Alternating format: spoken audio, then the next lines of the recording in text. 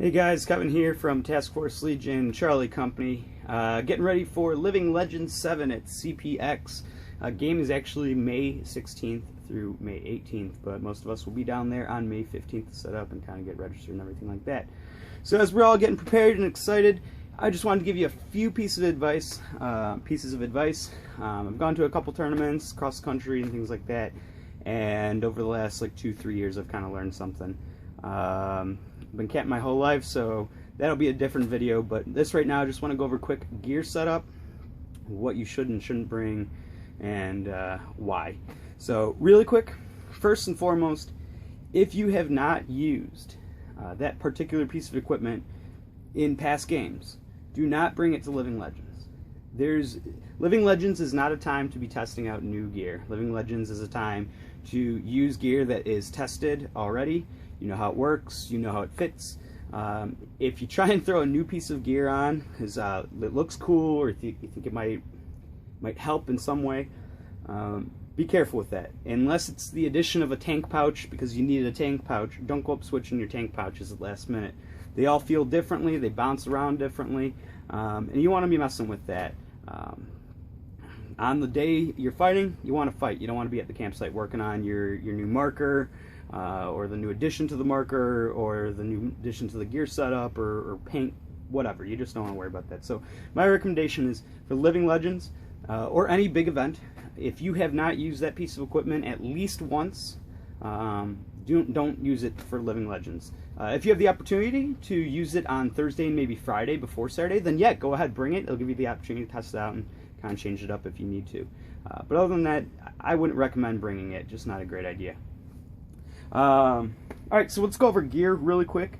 I play mag-fed, but this gear setup could pretty much work for anyone. My kit is a little bit heavier than probably necessary. It's the base of the kit is a Condor quick release plate carrier. So it is not the most breathable, and itself weighs, you know, at least 2-3 pounds. So once you add all the pouches on and everything like that, you kind of get some significant weight. But once again, I've used this for multiple big events. It works for me. So make sure you know that. Don't load yourself down and then get tired by the end of the day, and don't run with nothing and have to spend the entire time going back and forth to the campsite. So once again, this kit is just necessarily for me, but if you guys are looking for like a mag-fed setup or something like that, this is not a bad setup for the big games. It gets you through a lot of it, and you can kind of sling as much paint and stick with some of the, I'll call them speedball players, but I more mean like hopper-fed players, or guys that carry a lot more ammo. And this kit will work for you if you're using that too. Go over that in a minute. So right up front, I carry 5 pouches. Each allow me 2 magazines, 2 B magazines, as you can see right there, but they also allow a pistol mag. So they actually have a slot in there for the pistol mag. I know the lighting's not great, but so that works good. For me, when I'm actually going to use it, keep the first 2 at least, like that. Just makes it quicker to grab. Do that for the rest of them.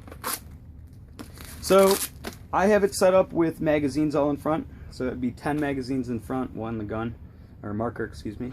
And that's what, 220 shots basically. Whatever, it'll do, but that's not necessarily enough for a big game. So what I'll actually do is I'll take maybe 2 magazines out, and I'll replace it with either a 100 round pod or a 140 round pod. As you can see, 100 fits fine, 140 also fits fine. The Velcro doesn't close, so you just have to run that open. You do that, yeah, it's a pain in the butt. You gotta load your mags up then, but you stay on the field longer. Now there's other things you can do. You can add other pouches up in here, or you can actually add it to the back and have pods back there. I've done that. So teach his own. But for the mag-fed games that are coming up on Friday, this is how I'm going to run the kit, and this is how I'm pretty much going to run it for the entire weekend. I am also going to be using first strike rounds, so, you know, whatever. Teach his own. Alright, moving up top. Let's just go up top. Right here, I keep it pretty simple. This is my map pouch. If I keep any sort of electronics, maybe an extra battery or 2, I keep it up here. Other than that, I don't keep much here. The reason why is basically if rule of thumb with paintball masks. When you have it on, you can't see what's down here. So you need to make sure everything that you can get to right here, you know where it is, just by muscle memory, okay? And kind of give you an idea of if you're not going to wear your paintball mask and try it on, which I highly recommend you do as you're building the kit up. But if you're not going to, and you just want to like, okay, where should I put that? Do this. Take your hand, put it on your chin, right where your chin is basically, and keep it flat out like that, okay? Now, don't move your hand, but look down, and now you can move your chin and look down. You can't see anything. I cannot see this pouch. The first thing I can see is about that much of the kit. That's how much you're going to see with the paintball mask on. So don't load up here if you don't have the muscle memory for it and don't know what's going on. All right. Secondly, I have to run. I'm the captain of a team, so I run squad radio right here. This radio will stick on my ear. It's threaded through the shoulder, down through the back, and into a radio pouch right here. For the squad channels or team channel, run Midland radio. That's all connected in there. They're nice. It is a push to talk button, so I do have to use my left hand to grab it. However, I positioned it properly so that I can still keep my right hand on my marker and on the trigger and operate my radio with my left hand. So there's that. For the command channels, we use Baofeng radios, and I'm not on it a lot of times. There's very little chatter on that radio. So I actually run a speaker mic right here. It's big, it's easy to push to talk, and it has a little spot right up here that you can actually plug an earphone into. You can actually plug any headset into it, just like your iPod radio or something like that, or you can plug in the designated one. You plug it in like that, and now you're running with the earpiece. So you would still use this to talk, you'd still use the microphone to talk, but the earpiece lets you hear it and make sure the rest of the team doesn't hear. However, if you need the rest of the team to hear, you can always unplug that and talk to the speaker. That's the Baofeng radio set. With that, just like the other side, is threaded through here to the back, all the way down and into my radio set here. I've threaded it through so that it won't get snagged. So you can see that it's threaded through pretty well. I've run several games with the rigs like this. I don't know if you can see it, the black wire. Hopefully you can't, because it is on the outside. I don't like it on the inside because I don't want those cables getting tangled up. And a lot of times what happens is they end up falling through. So if you put it on the inside, a lot of times you're going to end up with something like this going on. Towards the end of the day, I don't know if you can see that, but the dangling cable. And when you got that snags. And you rip your whole ear. And any of you guys that run mics have probably experienced this. When this catches, it's not necessarily your body that gets pulled. It's your ear. It's like somebody grabbed your ear and yanked you to the ground as hard as fast as you were moving, if that makes sense. So keep that in mind. Make sure all your cables, cords, and everything like that is secured and hidden. Okay, if it could be snagged on anything, you gotta fix that. Tape it up, weave it differently, whatever. You gotta fix that. Can't have hanging cords. But that's the radio thing. That's the radio pouch right there. All right, I am missing one thing on this kit that I will be running for Living Legends. It's in the mail right now, and I know I just said you shouldn't do that, but unfortunately I had to let out my other one to somebody else. So kind of stuck the last minute purchase. Whatever, we'll hope it works. If not, I do have enough experience to know how to kind of lock that down, zip ties and things like that. So, plus it's a Vulcan VTAC vertical tank pouch, so it should work pretty well. I'm pretty familiar with them. So, all right, onto the back, really quick. I run. Actually, let me just show you.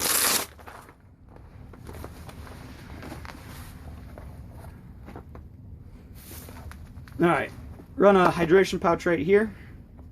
I'm actually going to move this over. Right now it's in the center of my back. It's just better for weight, but I'm actually going to move it over to the side and put the air pouch right here. All right, give you an idea of what a remote line setup should look like. This is a remote line setup, tank on the back, so the vest would be worn like this, clipped in. Tank back there, then pod pouches right below it. This is a minimalist kit. I kind of threw a bunch of my extra stuff together so a buddy could wear it. It allows him to carry 5 magazines and 2 100-round pods in the bag. So once again, not a lot of ammo. You might have to be putting some pods in his pockets and things like that, but it's better than, you know, his alternative, which is nothing. So for the back, just kind of do it like this. You want to make sure that you chest this up first. We picked this position because it hit his elbow the least amount, but still it's not ideal. It does swing out, and so when you're running, your elbow, you're probably not going to see it, but your elbow hits it. Okay? Now, it's not so bad when you're running with a marker because you're not actually going back and forth. You're going kind of more side to side. But if you are running back, you hit it. So we're thinking about putting either an elbow pad on him for that, so he doesn't get a bruise on his elbow by the end of the weekend. Because I mean, right now my elbow's already a little sore from bumping it 2 or 3 times. Because it kind of gets the sweet spot right in between the bone and the muscle. So I could actually lower that and put that below, but then he can't get to his pods, which will be above. His pods right now I have on instead of up, I have it on a down. So you actually insert the pod upside down and then put it in. Only one downside to that. It works really well. It's great for easy access. Pods. Ideally, you should never keep them upside down like this. Why? Because what happens is when you pick it up, sometimes this lid isn't closed all the way, and boom, there goes all your paint. So, when you do that, if you are going to store them upside down, when you grab them, make sure you have a secured latch. Don't just have them in there with the bungee. Make sure you have a secured Velcro thing on it. And when you grab it, you actually want to touch the plastic with your fingers, and then pull it out. This way you're actually holding on. I've dumped these several times, and I've seen people dump them even more than I've done. So it happens. Let's talk about leg kits really quick for those of you who are going to wear a leg kit. If you're just running a leg kit, I don't know why. Maybe you're a medic. Maybe you're just going to be sneaking around trying to get goals. I don't know. Whatever, but it's a very minimalist gear. I prefer to actually wear this leg kit underneath my plate carrier. That's how it's designed. That's why I have the harness up here. So none of the weight is actually on my belt. I don't have much of a hips or an ass, so things do start to slide down. Alright, so really quick with this, I run my sidearm TPX on my right side. Reason for that is when I drop my rifle, it actually sinks to my left, which allows me my quick access to the right. It's just my preferred shooting hand for that.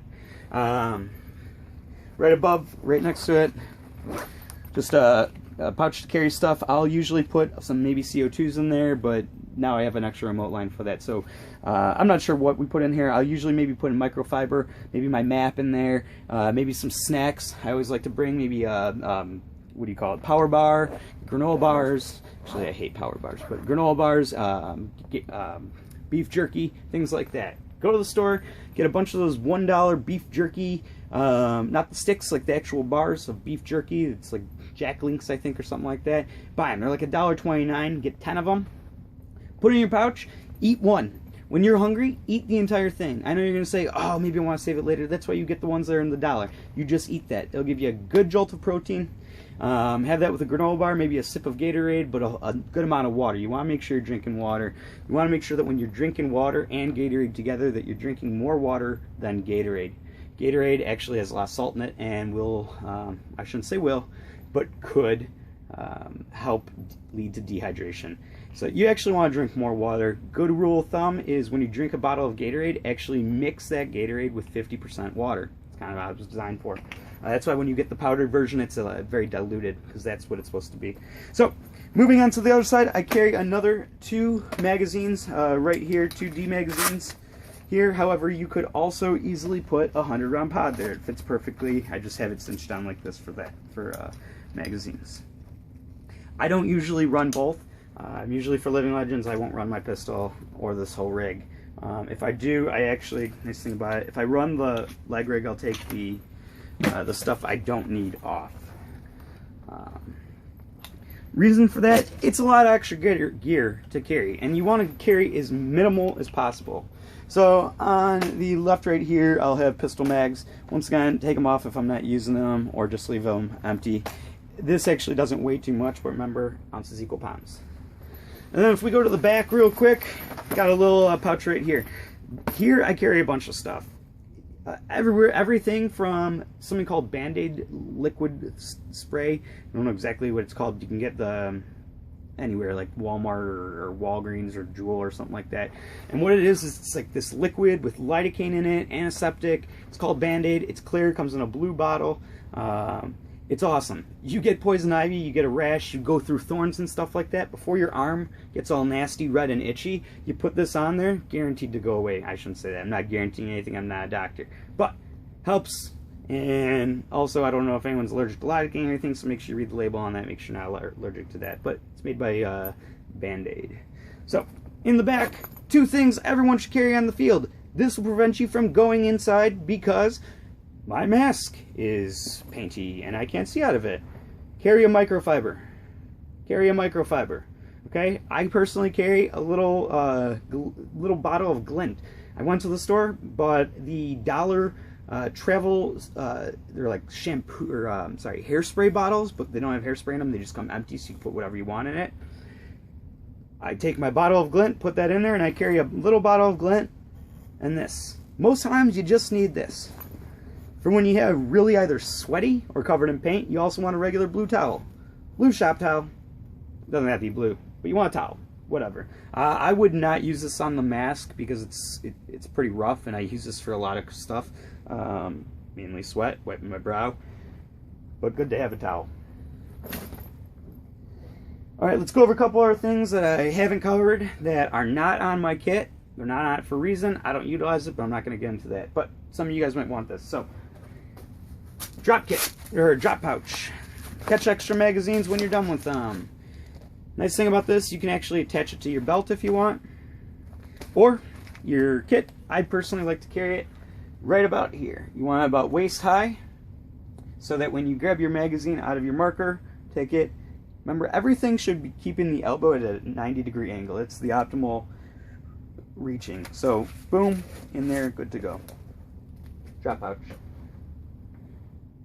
Something everyone forgets how important it is until you get shot in the fingers. Gloves. Cheap gloves, good gloves, better than no gloves. Gloves save fingers. I mean, it's not like you're going to get shot and your finger's going to fall off, but you're going to get shot, and if it happens to be a finger you need, like a trigger finger, it's going to annoy you all weekend. You're going to have a little bruise on there. Something as simple as a little piece of fabric in between your skin and that paintball is going to save you a lot of trouble. So make sure you wear gloves. It also helps when you're going through the thickets and things like that. You're going to be crawling around. There's bugs, there's dirt, there's thorns, there's rocks, there's sticks, there's all this stuff. It's better to be wearing gloves. Also better to be wearing long sleeve or long pants and a long sleeve shirt. I have special long pants and long sleeve shirts for that. They're rip stop so that they don't rip and tear the whole thing up. And yes, clothing does rip out there. Another thing you want to wear, hat. Just standard baseball hat. Wearing it backwards helps keep your mask on. I also personally think it helps keep the sun off the back of my neck. A lot of times you playing out there, you don't really realize it, and the back of your neck starts to burn. So make sure you wear sunscreen, but if you don't have your sunscreen or whatever, or on top of sunscreen, make sure you wear that. Some people prefer the boonie hat. Boonie hat is great. Great cover, great kind of concealment, I guess you could say. But it also is good for sun cover. As it covers good portion of your neck and stuff like that. I haven't seen any downside to them. They look cool, so I say go for it. A couple other things real quick. If you guys run a remote line, invest in this piece of gear. I know I said don't buy anything and attach it to your gear if you haven't used it yet. This is an exception to that rule. It's just a remote fill line. You attach this. Alright, anyone that's run a remote line knows how annoying it is when you get to the air fill station, you can't fill your own gosh darn tank, right? Well, that's very simple to fix. You attach this remote fill line onto the fill spot, just like you would with the actual fill station. This cord, then you can kind of put in your kit. When you go to the fill station, instead of having somebody else have to fill your tank for you, take this cord, hand it to the guy, fills this cord, fills your tank. you're good to go. Remote fill line. Highly recommend it. Schmog scarves. Yes, they're awesome. This is just one. This one is, as you can see, see-through, breezy. I like it for the really hot games, especially in like July months. I actually didn't run with it too much last year. Actually, this one is brand new, so you know, whatever. You wear a scarf, turn it around your head. There's all sorts of ways. You want all the ways to wear a smog, go on Google and say, how do I wear the smog? They got videos and all that. And I know I'm pronouncing that wrong, so, you know, I know you trolls. I know you trolls. I'm saying, like, what, 3 people are going to call me out on that? Yeah, so, alright, another thing, if you're going to run a mask, well, if you're going to run a mask, well, you better run a mask. Invest in a good mask if you are going to get a mask. Get one with a double thermal pane lens. That means there's actually 2 lenses with a thin piece of rubber. That black seal right there is actually rubber that separates 2 pieces of lens. Also, I'd recommend not going smoke or ninja or the dark tinted lens. A lot of this Living Legends is going to be in the woods, and you're going to want to be able to see properly. For that, I recommend yellow or clear. Clear is good. Clear is great. But when you actually go out into the bright sun, it's supposed to be cloudy on Saturday, sunny on Sunday, but when you go out into the bright sun, you know, you might get a little glare or something like that. So I prefer the yellow. It works perfect in dim lit environments and works amazing in bright sunny environments. So highly recommend that. I also recommend, if you are like me and sweat like crazy, get a fan. Get a fan. There's all sorts of ones on the market. This is the Flexar kit. Highly recommend it, but could be out of some people's budget. I fog up all the time no matter what mask I wear. I4s, Empire Events, Empire E-Flexes, and then obviously all the lower brands also. And I've tried the slides and everything like that, and it just, I always fog. I don't think it's necessarily fog as much as like condensation buildup from the amount of sweat, but this seems to work good. So invest in a fan if that's a problem. Keeps you on the field, could cost you $35 even for like a JT fan. Might only last you the weekend, but that might be something worth looking into. I believe that is all. My only other tip of advice is if you have extra markers, tanks, hoppers, pods, bring those with you. Nothing sucks more than going to an event, your marker breaks, and there's lots of vendors there that can fix it, but sometimes you don't always have that time. Maybe you just need to say, oh crap, my marker's down. I gotta go back to camp, grab your spare marker and get out there. I actually prep my spare markers as if I was prepping my primary marker, so that if something does happen, I run back to camp, I cable lock my new marker, or I throw it in my car, or sorry, my damaged or not working operating marker, throw it in my car, and I grab my secondary marker. My secondary marker, my extra marker, is a marker that never fails me. I never use it, but it's a marker that's super simple. It's cheap. I actually got it for $25. It's the Tippmann Griffin. I believe it's a Tippmann Griffin. I use a standard, I think, proto gravity-fed hopper that I got for like $6. Total thing cost me like $30, and I use the same air tank setup as I have. So the only difference is I switched from hopper fed to or mag fed to hopper fed, and in that case, I actually make sure that my entire kit, since there's 5 up front, I make sure I always have 5 pods loaded and ready to go. I know you can say, oh, just dump them there. I don't like to do that. If I have to go back to camp, it's go back to camp, grab your stuff, let's go. I actually personally bring chicken that I keep cold, like Little Brown's chicken, put that in a bag, so when I do have to go back to camp, I grab my piece of chicken, put it in my mouth, run back to don't run with chicken in your mouth. I finish my chicken as I'm walking back to camp, throw my chicken out in the approved garbage receptacles, not on the ground, and make my way back to camp. Okay? That is my piece of advice to you guys for Living Legends in gear. This is way longer than I planned it to be. I apologize for that, but hopefully I covered everything. And maybe we'll do a shorter video on just quick tenting gear if you guys need it. Any questions, as always, feel free to reach out to me at kevin.lynch2@svn.com or post comments below on the video or Facebook at Kevin Lynch. Thank you very much, guys. You can also reach us at Task Force Legion, Milsim Battalion Paintball on Facebook, or yeah. Good. Thank you very much, guys. Have a good one. We'll be in touch. Living Legends, go Empire!